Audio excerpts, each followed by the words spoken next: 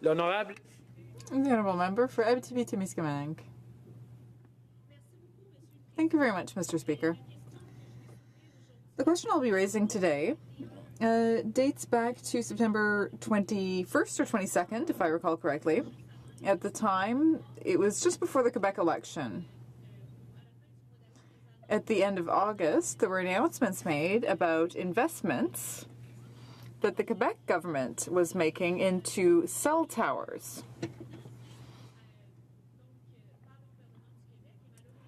So the funding came from the provincial government, and at that time, the Quebec government was despairing that the federal government wouldn't move on the cell network issue, so they actually decided to move forward themselves. It's been over a year since I started calling on the Liberal government to have a plan for cell network development. But every time that I ask a question about cellular network in rural areas, such as mine, they answer by talking about the internet. Sometimes they say there's a plan that's imminent, but for the moment, we haven't seen anything.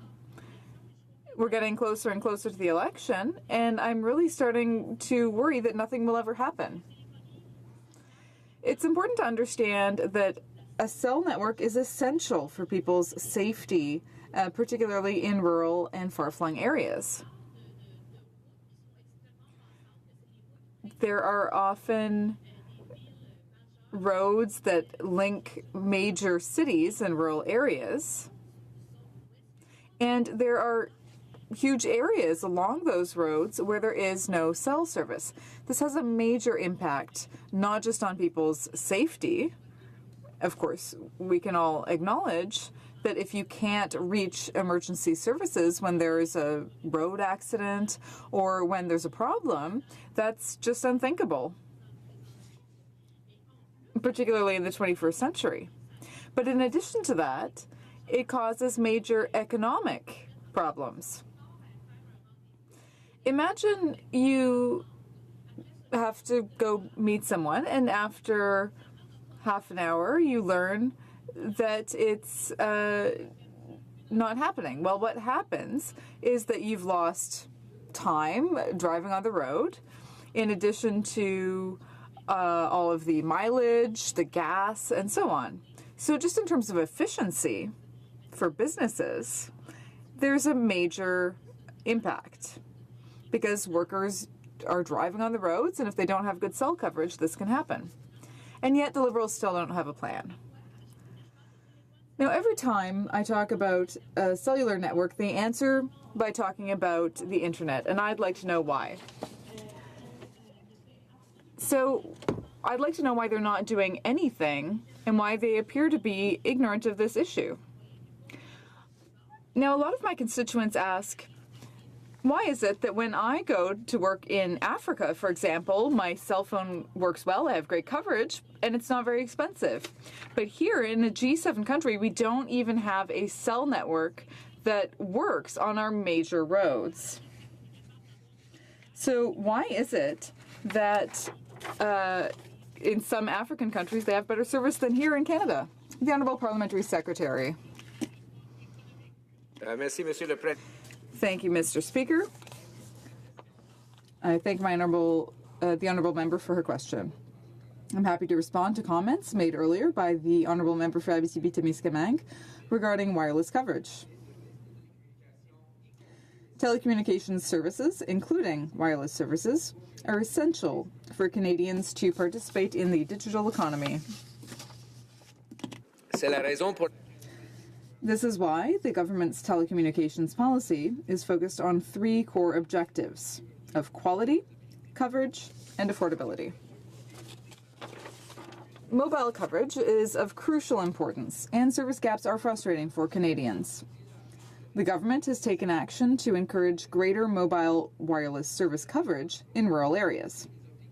This includes imposing requirements to provide service in rural areas on suitable spectrum licenses so that Canadians across the country have access to advanced wireless services. The government is also looking to the future. Data traffic from the growing number of connected devices will only increase over time.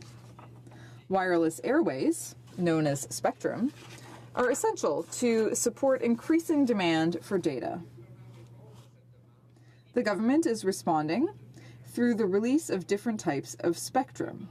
For example, the 600 megahertz spectrum band is exceptional for providing rural and urban areas with mobile services because it can carry signals over long distances and deep into buildings. This is why our upcoming 600 megahertz auction will require carriers to deploy beyond the major urban areas. These requirements are more stringent than in the past and place an emphasis on promoting rural connectivity. Mid-band spectrum allows for a mixture of providing coverage and capacity. The government initiated a consultation to release additional mid-band spectrum, known as 3,500, while supporting the provision of services in rural areas. The release of spectrum is part of the government's broader rural strategy, which also includes the Connect to Innovate program.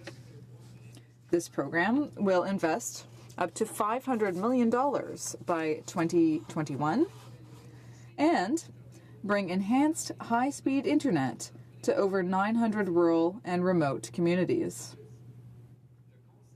Also, the Canadian Radio, Television and Telecommunications Commission, or CRTC, recently announced the details of its $750 million broadband fund.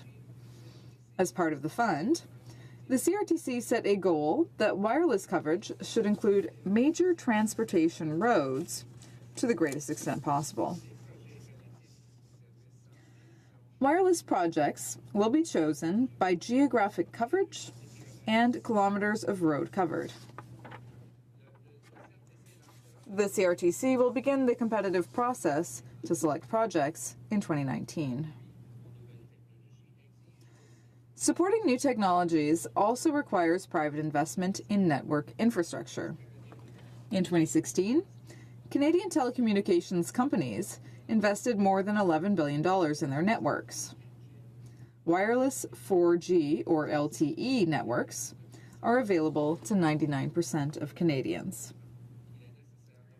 The government understands the need for the Honourable Member for Abitibi-Témiscamingue. Thank you very much, Mr. Speaker. Well, I at least managed to get half an answer about cell telecommunications, so that's progress. At least we're talking about the same subject for once. So I would like to thank my colleague for at least being able to distinguish between cell service and internet service.